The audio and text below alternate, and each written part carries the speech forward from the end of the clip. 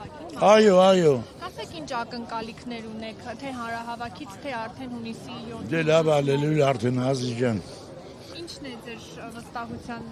Ախր իմ խոսալը։ ավելի ճիշտ։ Դուք կարծում եք, որ Սամվել Կարապետյանն է հաղթելու։ Ես ոչ բանը չեմ կարծում։ Մենակ եթե թափրստենք։ Բայց ինչի գնա։ Ազիզ ջան, բաբմոնա ինչ անի, կյանքներս կերա։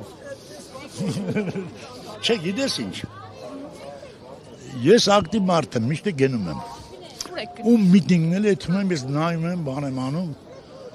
Ինձ համար մեկ է, բայց մեկ չի հիմա էլի։ Դեռ ոնց ասեմ, չեմ կարող ասեմ։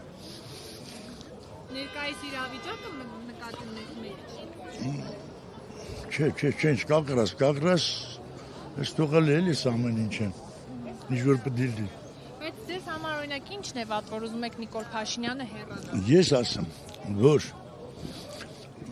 մեր ազգին նսեմ ասել ժողովրդին մենք սենց չեն եղել։ Այդ մենակ դրա համար, հիմա լավ աշխատու, վատ աշխատու, հիմա 4-ական բան են։ Ով է լավ աշխատու, որ սաղն նույն են էլի։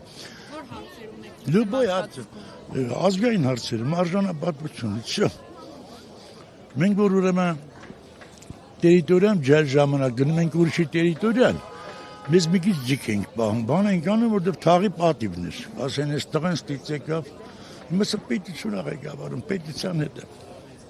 այդ են վիրավորված։ Դեսի ձանգում ասում են, ես ինչ ասեմ, շատ գիտեմ, չգիտեմ ինչ արդեն